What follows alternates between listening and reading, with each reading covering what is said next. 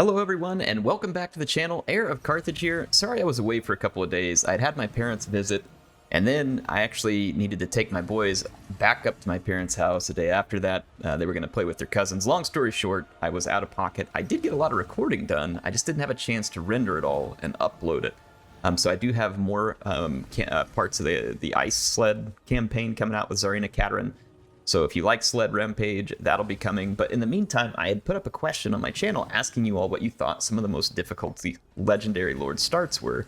And one that came back repeatedly was Imrik. Now there were others, and we'll take a look at those as well. So I didn't cover every single Legendary start in the Game Rant article, but that's what a lot of this is tying back to. However, we did cover 4 of the 6. I think we decided that at least 2 of them probably don't have any place being on that list. Some people seem to think Grombrindal was easy because he's dwarves, and I don't know where they're getting that idea. The Grombrindal campaign is very difficult on Legendary. If they know some secret that I don't, I would love to hear it, but that one is difficult. And then I think the most difficult one that we tried on that list was, well, then you had Manfred, and I don't know, like, I still think Grombrindal was probably harder there. But in any case, Malagor and Archon, in my opinion, didn't have any place on a top 6 list. In my opinion, Imrik is definitely another one that is very difficult. I think it's very difficult if you come into it operating with the mindset of kind of a standard campaign playthrough. Like, I'm not going to allow my opening territory to fall to some other faction. So in the beginning of the Imrik campaign, you find yourself controlling the Fortress of Vorag. You're at war with a dwarf sub-faction. This is really bad, and I'll explain why soon enough. There's an uninhabited port settlement to your south. The dwarves' 2 settlements are within your opening province. To your east are ogres at Ruins Inn and Pigbarter, and most importantly, to your north is the Chaos Dwarves, and this is a mess. The Chaos Dwarves are extremely difficult to deal with early. They will have 3, sometimes even 4 full stacks by the time you can even begin to go attack them. And on top of that, Tretch comes down, and sometimes he'll fight with the Chaos Dwarves, and maybe if you got exceptionally lucky, the 2 would put themselves in a weak position. But then, even if you did manage to capture all this, you're still just completely surrounded by enemies. It is a mess. If you try to just hold your initial province in Turtle, sometimes you can buy off the nearby dwarves of Karak Azul by joining a war with them, but ultimately they are going to hate you for having attacked these dwarves initially, so it's pretty bad. Sometimes you can hold them off. I played it a few times, and sometimes I was able to hold the dwarves off.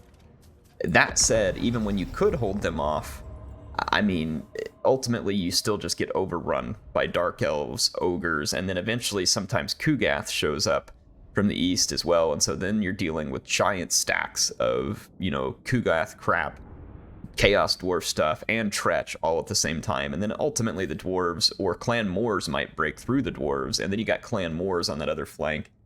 To your west and south is a whole bunch of mountains. You cannot move underground. The Skaven can and the dwarfs can, so that land is not very good in terms of what to do. So I'm going to fight this battle, and then I'm going to kind of talk to you about what I think is probably the only viable strategy for Imrik on Legendary, and I'll explain why that is. I'm going to kind of just put my spearmen like this, and we'll put our archers back here, and we'll just do, I don't know, something like this.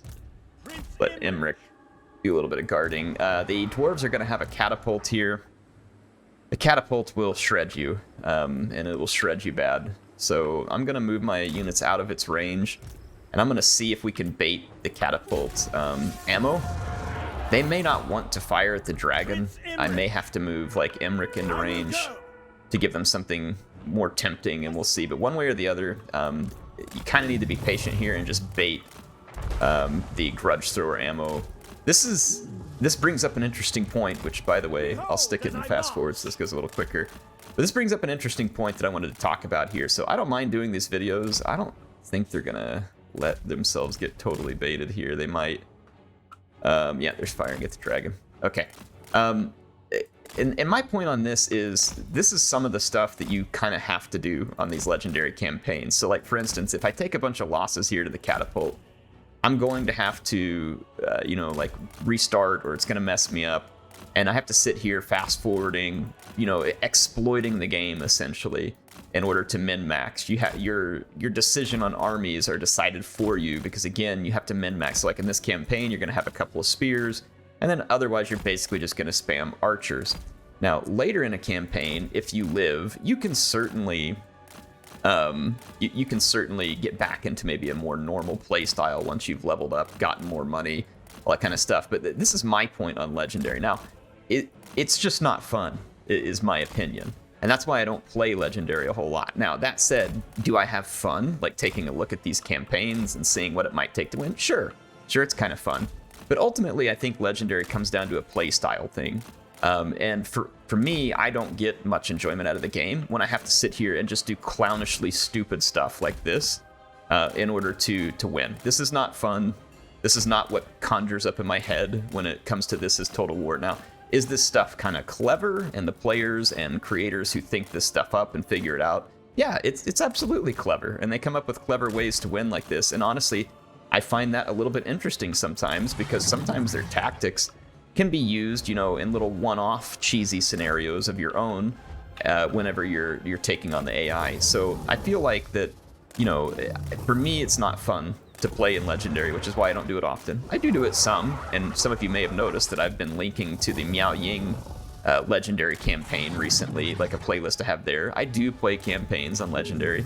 The Miao Ying one, in my opinion, was kind of a fun Legendary campaign because we're able to play it in a somewhat normal fashion, but we're still able to have fun with it, right? So that's why I went that direction. I even used a few mods too, and some of the people who are hardcore Legendary players would have said, well, those mods made it easier for you. They did. The mods made certain things easier for me, but again, it's because I don't play Legendary for the sheer joy of just knowing that I can scam the AI in every imaginable way. So see, like this, is this fun? Do you like watching this? I don't know, maybe you do. Some of you do. I mean, apparently a lot of people like this kind of thing. I think Legend of Total War has to play stuff like this fairly frequently. I don't know. But again, that's why I don't. But I'm showing this because if you really are determined to beat this campaign, you need to know things like this. You need to know how to drain the catapults of their ammo, how to drain the quarrelers of their ammo, so that you can break out of these fights with, you know, minimal damage. So here we go. We're gonna just finish baiting all the quarreler ammo here, and we were able to get our dragon, you know, fairly low damage. So there we go. We've baited all of the quarreler ammo, which is good for us. So now I can come up and I can begin Operation Cheese Phase 2. And so that's where we're going to take our dragon in, by the way. So I got to see whether the dwarves are going to move when I come up on their flank. Because ideally, what you want here is your dragon breaths need to be used appropriately, which means down the flank of an enemy unit. And you can see here that they're kind of responding to my movement. We'll see if they sit still, because they have no way to attack me. But the AI will sometimes react to you being on their flank. They might be reacting to Imrik here as well. Let's bring Imrik up to get their attention. Another thing you can do is, like, I could just cause a big blob with Imrik, and then I can nuke the blob. Again, that's another kind of cheesy strategy that's not just for Legendary, but it's one that you need to use a lot on Legendary, which is using kind of blob baiting tactics. So, for instance, trying to get together like 2 or 3 different Dwarf Warrior units here. So see me, I'm going to bounce around here. And I'm going to try really hard to get the AI to just totally take the bait here. And then I'm going to bring in an attack from this flank and hopefully get good connection. I wasn't targeted. Yeah, my targeting was just a little bit off there, but it wasn't bad. We still got some damage done on both. I needed to actually have my targeting be a little bit further back on that, so a little bit more patience there would have probably proven out some additional damage. But again, this is what it takes in order to kind of cheese your way through the Legendary campaign. So I'm going to finish playing with my food here. I mean, obviously you all can see this is going to be a win, and I'll see you back on the campaign map, and we'll talk about what you need to do on the campaign map. Okay, so we finished the battle. I got some nice loot. I completely slaughtered the dwarves. I could use this replenishment thing and get all of my units all the way back up to full health, with the exception, of course, of Imrik and the dragon, because that works a little differently. but we took a lot of captives there. I can ransom the captives. I did take a lot of time to kill a lot of them, so we have quite a few captives, and we do need influence. We're going to need to hire some characters relatively soon, so this is another option for me. I do think that I'll go ahead and take the influence in this case, and just try and get some influence out of the situation. We can move on to Bone Gulch and take Bone Gulch. This one's going to give us low casualties, so I'll go ahead and auto-resolve this one. And I usually like to go ahead and complete all of this. I'm going to occupy. I don't want to do any looting or sacking because, if possible, I would like to keep this settlement from rebelling. But ultimately, you can't stay here, at least not short term. So the best option is to come out here to the Dragon Isles and take over the Dragon Isles. And the way we're going to do that is, I'm not even 100% sure. Yeah. We should go ahead and take this peace treaty. And we can even get a non-aggression pact out of it. And I can even give them military access. Well, I don't want to do that because it's not particularly useful. Let's balance that offer and just steal whatever money we can from them. So now I've got a peace treaty with these dorks. That'll make them happy for the time being. And then you can try to make some of the other factions around happy, like the dwarves of Karak-Azul are usually at a war with the clan Verms, who's a little bit further away. This is some risk, but to keep them from attacking us or getting angrier, you can always, potentially do this kind of thing too. So if I do join war against, I'll offer to join their war, I'll balance that, take a little bit of cash off of them. Now this is going to make them feel better towards me, and the fact that I've made peace with the other ones. So it can help you get a little bit of peace in your immediate vicinity. There is a landmark building here which generates income and drops Dragon Prince and Dragon upkeep. You definitely want this building. That's why, if at all possible, over the short term, you want to keep this building. There's the ability to recruit Lothern Sea Guard here if we increase this, but it's honestly not really super useful. So when we look at other buildings that are going to be useful here, honestly, we should go for the Elven Garden. This garden is going to allow us to recruit a noble, and a noble in our stack is going to be quite helpful. I am going to leave the other building intact for now. I'm going to need one, maybe two more spearmen, but we really need more archers. In fact, in this first turn, I'll probably just go ahead and grab nothing but archers. And again, we're going to take a look. We can't really do much by way of technology, but what you will want to do is archery prowess. And then in terms of skill points, there's a couple of things you'll want to do. We'll want to unlock Route Marcher just to get a little bit of extra movement range, and then we'll do Dragon Horn, and then we want to put all of our points into Bowmaster to make our bows more effective. And then with our Sorcerer here, you can do scouting. Being able to pick up more items would be useful, but I really want Burning Head. Burning Head is going to be very useful at causing a ton of damage, and after unlocking Burning Head, you really want Kindle Flame because effectively it makes your Burning Head stronger because it makes things weaker to fire. Now what we're going to do is we're going to move to our south and east on the next turn. We're going to capture that port, and then we'll kind of go from there. We'll also probably want to go ahead and hire another lord, and we'll want to get one of the nobles. But we need to build up just a little bit of an army here, and we're going to want to hurry, get this stuff built, and get down into the Dragon Isles as soon as possible. We don't want to wait for Kugath to get a head of steam and become more powerful and difficult to defeat, because you're going to have some difficulty defeating Kugath as it is, because he's annoying. So as we take a look at this, we get this mission here too, that if we had 6 settlements, we get a lot of influence and treasury. That would certainly be helpful. We gained our first piece of influence there because of our battles on the last one. I'm going to move down here just outside of range of this port settlement. We can't quite make it. It makes me wonder, is there a big difference in replenishment from the encamped stance or standard stance? No. Okay. So I'm going to just move as far as I can. We're going to come down here. And at this point, I will go ahead and maybe grab one more spear, and then we'll get the archer. And then from there on out, it's going to be mostly just archers.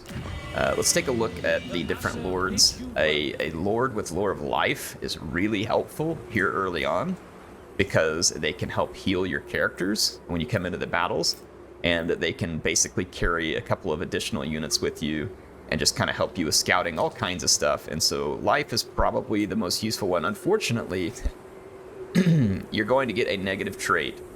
So like this one is going to make phoenixes take longer to recruit. We're not going to be recruiting phoenixes anytime soon. So that's honestly not a bad deal. So we can go ahead and make this recruitment. High Elven Archmage. So now we've got an Archmage, and we'll want to get a couple of units for the Archmage, which we will take care of soon enough. We may even grab those Ogre Mercenaries. Those could come in handy. But there's not a whole lot else we can do other than start our research on archery prowess. I'm going to end this turn. We'll take Bitter Bay, and then I'm going to show you what happens. You can see that we're already seeing movement here from Kugath. That's not surprising. But Dreadrock may present a little more challenge for him because it's a settlement, but we need to get on the move and go get a hold of Kugath very quickly. We don't want to wait around for much longer.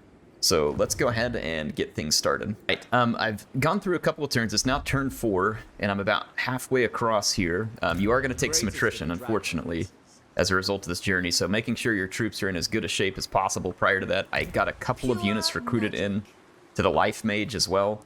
We're going to be running low on funds. I did want to rebuild Bitter Bay. It's going to be difficult to hold, but part of the reason I want to is because we can get this extra 4 influence per turn, and that will be nice. And then as far as the Fortress of Vorag, since I'm no longer recruiting here, I'm actually going to tear that building down.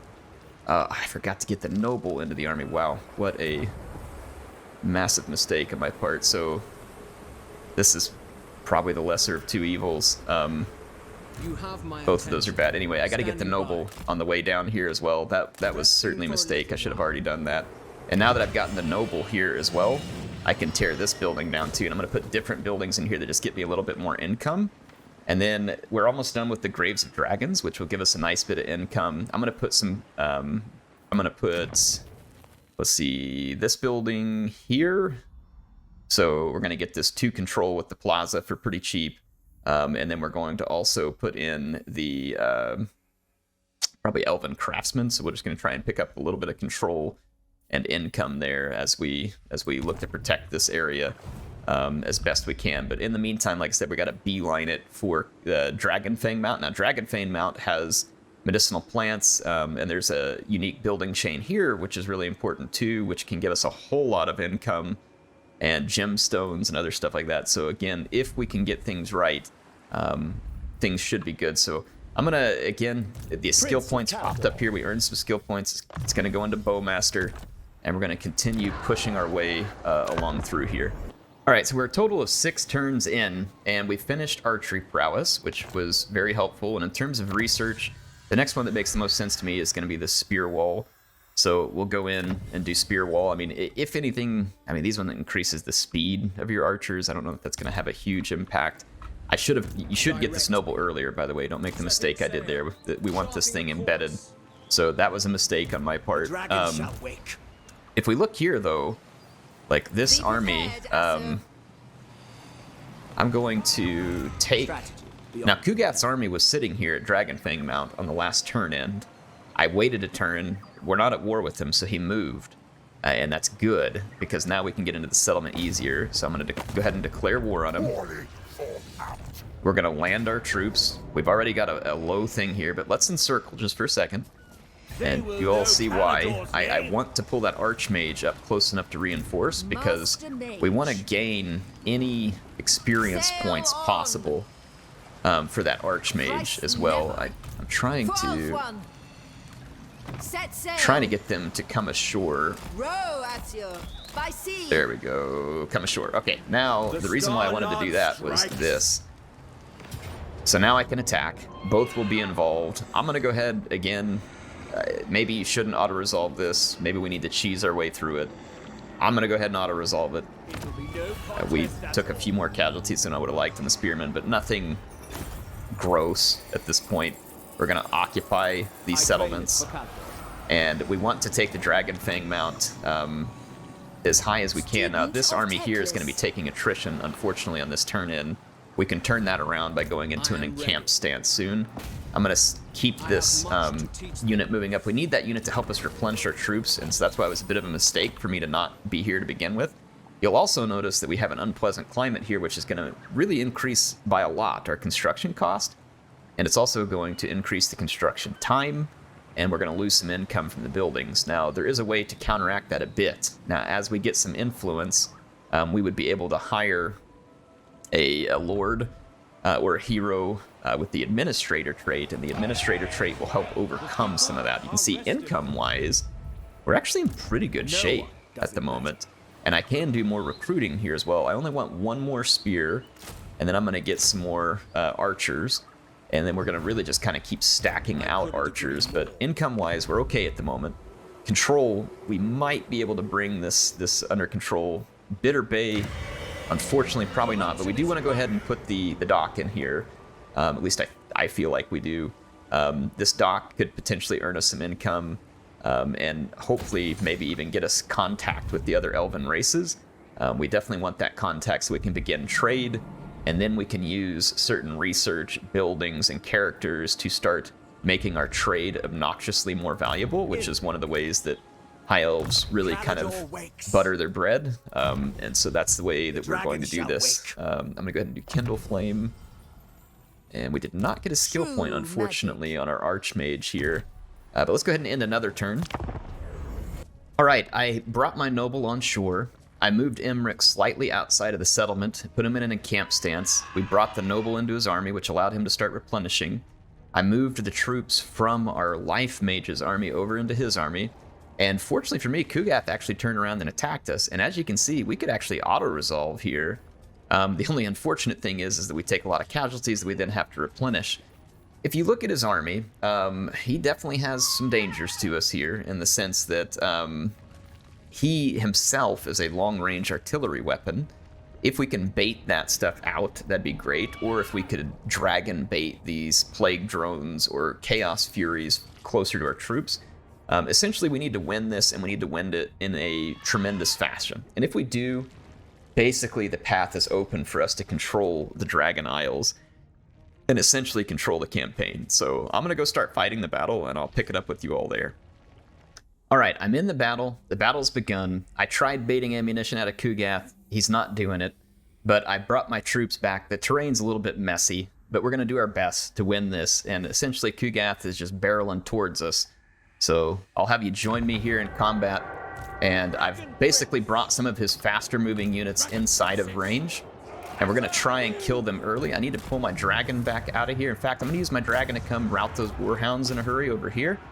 I've now got my reinforcing units. I'm going to add them right here. You can see Kugath already trying to bombard us. No surprise there. Unfortunately, their Furies did manage to get in and cause some issues. I'm going to make sure all my archers are in a defensive stance. I'm going to try and bring down those plague drones as quickly as possible. I'm going to try and get my fire person safe here. Where did my... Alright, dragon princes, let's go over here and try and slaughter these toads. Little toadies. And I'm gonna just come out here. There's a beast of Nurgle headed this way, so just start aiming at and destroying key targets. And like right here, I'm gonna start some crossfire into these plague bearers. Again, we'll want to use, like right here we got outflanked, that's not good. And then let's just get in here, use our lords, do a little bit of tanking where we can. All right, Beast of Nurgle is getting shredded. Dragon Princes are helping hold this flank. We may possibly lose them. Hopefully we don't lose them entirely here, but we'll see. So essentially at this point, I've just got to start cutting down the enemy troops. And so far, we're in pretty good shape. I'm going to bring my dragon over for a good handy dragon's breath here. Once we get rid of the Beast of Nurgle, which we did over here, I'm going to have some of my archers work on... Oh, this one got scared off. That's kind of irritating. That seems a little bit cheap, in my opinion. Let's move this archer back. Or, sorry, archer, move back. You stay. Archers, pull back. And then I'm going to start pouring fire into these plague bearers. Let's bring up this dragon, probably right about this position. Okay, we got some of our archers back from routing. Let's move them back into position. Our life mage can move up. Like, put some heals on the dragon. We can heal... our leader if we need to. We've also got a burning head. I might actually go ahead and just run a burning head across here. See if we can kill some of those units, and then let's use our dragon breath over here. And again, it needs to be targeted nicely like that, and that should do good. Oh, it moved. No, hit right there. Oh yeah, really, really good hit right there. Real good hit. Now, we do need to kill Big Toilet Papa up there, but he is going to be exceptionally difficult to kill. Oh, he's got a leader down here.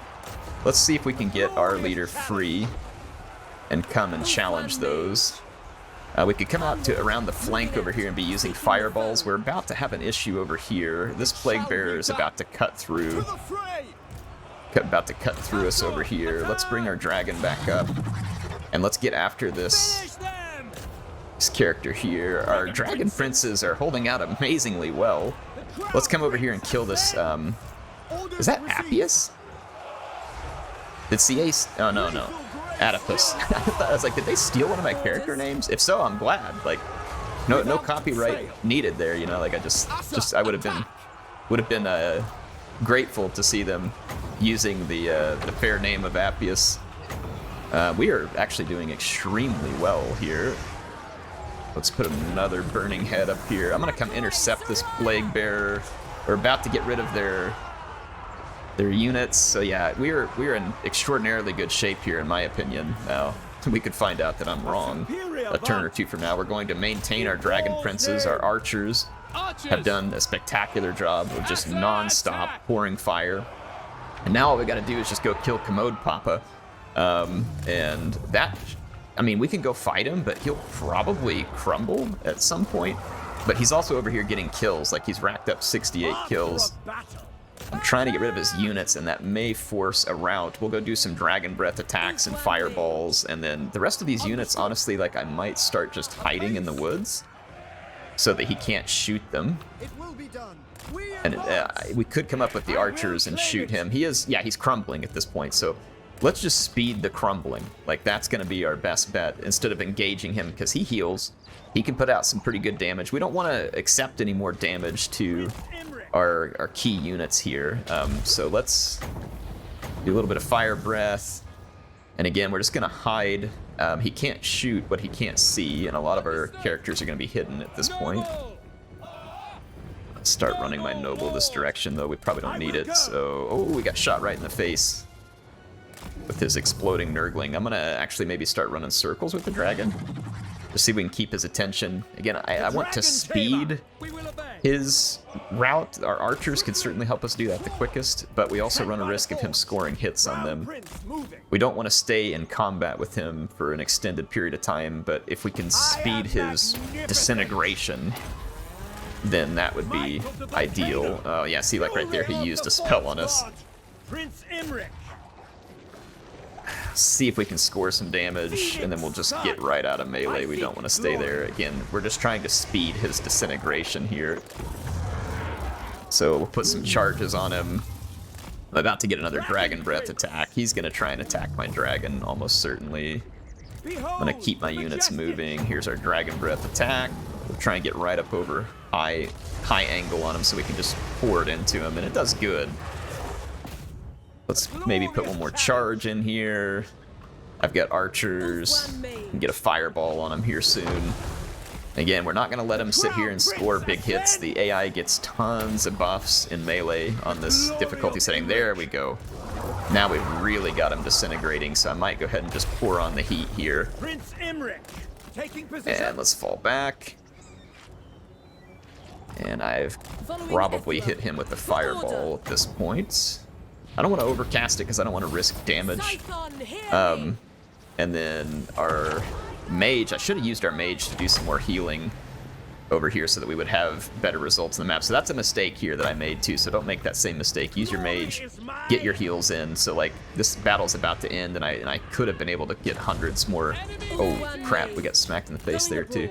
I would have been able to get hundreds more hit points for the map. In any case, success.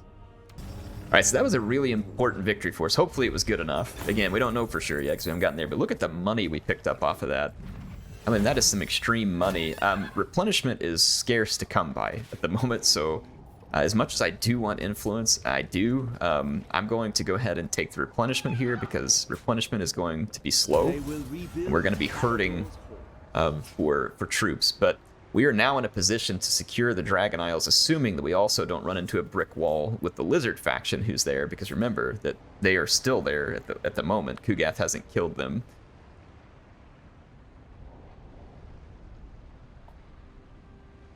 So we're going to get through this turn end, and we're going to see what it requires of us to be successful. This is a mod that I'm using right now that lets you take on legendary lords. They get defeated. We won't get anything from it for that.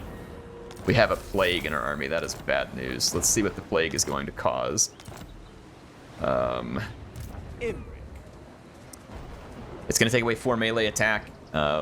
And we're gonna have 2 Nurgle corruption spreading, so that is frustrating. It's certainly not ideal. I need to keep at least 50% of my movement stance to stay in this encamped or to stay in an encamped stance. And I want the encamped stance so that we can continue to recruit and add to our streak. We don't want to give Kugath an opportunity to really recover from that last fight. Replenishment is probably small here, so I think I'm actually going to go ahead and take the extra influence for a few turns. And then we're going to put this army into an encamped stance and kind of move it as close to the crossing as we can here. We have 1 more recruitment slot that we can pull in here. And I'm thinking about just pulling in a spearman and then merging it. And then on the next turn we can, or actually we could go ahead and merge a spear. And then we can pull in an archer as well. So this will leave us with our troops in the best possible fighting condition. I'm going to bring this character out of the settlement here as well, and I'm going to move up in support of Imrik because we'll have our heals. Honestly, our money is in pretty good shape because we're in control of this building. That's going to help with a lot of things here. I don't know that we can see any other high elf factions, which is unfortunate because it would be good to go ahead and start getting trade and relations with them. Look at this, Chaos Dwarves. They are at war with that Dwarf faction. They're going to be on our doorstep soon enough, and we may lose the Fortress of Vorag, which, if for no other reason, it would stink to lose these because Bone Gulch has a really important building for us there. However, even if we lose it, so let's assume a worst case scenario, if I get control of the Dragon Isles, which we will, and then the bottleneck here at Shattered Stone Bay, we pretty much have our back up against a wall where we can keep ourselves safe and start to develop a settlement here, and then we can always come back and take that which belongs to us. So I feel like that one way or the other, we're going to be in pretty good shape. Now, there's some different invocations that we could perform here too. This one gives us experience gain and would have been helpful a few turns ago, so this is probably a good idea to have used if you have the money a few turns before I recognized it here. We have this one too, which is going to make us immune to attrition and give casualty replen rate. And I'm actually going to do that one now because we need the replen. So I'm going to go ahead and take this. Influence is also important here early because we're going to want that administrator character. But by capturing 6 settlements, which I believe we are very close to, we have 3, 4, and then we'd be 5, 6. We should be able to get to 6, and that's going to get us a good bit of influence. Let's see here. We want Route Marcher, but then I'm going to do Awakening in the Wood and try and be able to improve the magic on this particular character. And then let's look at Imrik again. We're going to finish Bowmaster. And with Bowmaster finished, we can start to think about where we go differently here. Militia Master would honestly be pretty important too, because we're going to be using Silverin Guard probably. They're a relatively affordable unit with good armor that we can get enough buffs into that they're going to be very strong. There is some good stuff up here too, and you all might be wondering about the dragons as well. We will get to see the dragons soon enough, but I mean, there's no reason for us to rush to the dragons if we can get our back to a wall here, like I said, and make the Dragon Isle safe. We'll want to hire an administrator character here, and like if we go look at that, for instance, we're going to need the ability to see if anybody's an administrator. Princess, accurate, archmage, competent, entrepreneur. Not quite. We'll just look through here and see if we can find that administrator straight. We got negator, dealer. right here. It's like this is an example. So if we hire this lord once we get this place taken and once we get that influence from completing the mission, we'll be able to take away that construction cost hit and a lot of the construction time hit. So that will help a great deal. And so that would be one way. And then that entrepreneur, again, we can use stuff like that in order to work through it. But anyway, that's a good introduction to the Imrik Legendary campaign. And will I win this campaign? I don't know. I mean, there's a chance I won't. But honestly, at this point, I'm feeling pretty safe because we're going to have our back to the wall here. I can come back and revisit this a number of turns later and show you all how it's turned out. I would expect that the Chaos Dwarves are going to push us very hard very soon. And there's likely little I can do to stop them. And we might lose this territory temporarily, which, like I said, is a loss because there's a special building here, which is quite good. That we definitely want, and there's a special building here that is also quite good, and we definitely want that building. And then there's another one at Bone Gulch that we're already using, so we definitely don't want to lose those, but we would have a settlement back here that's important that we got to maintain these. I think there's a port. Yeah, there's a port at Dreadrock and here, so that's very important, and Shattered Stone Bay. So I think at this point we would want to focus on, I think there's a tech that unveils where all the different High Elf factions are. Yeah, all sea regions are made visible to your faction, but in order to get there, we have to build an Elven Court. And we have to have 2,000 gold, and if I remember right, let's go take a look here. So the Elven Court, I believe is... No, it's not that one. It's going to be this... Elven Guard, yeah, Elven Court. So we need a tier 4 settlement to get to that. Now, once we could, that would be very important for us to get that Elven Court, because then we can make all the sea regions visible. There's also a mission, I believe, that allows us to be able to confederate with Kalidor. Let's go take a look at that real quick. Yes, so when we get the 6... says occupy, raise, loot, sack 6 different settlements, then we get an opportunity to confederate with Kalidor, and you should definitely take that, should that still be a viable option. I don't know if Kalidor will still be there, but if it is, then that'll make it easy for us to unlock that trade as well. So again, something to consider there. Heir of Carthage signing out for this one. Hope you all enjoyed it, and I'll see you soon with some more action in Total War Warhammer 3.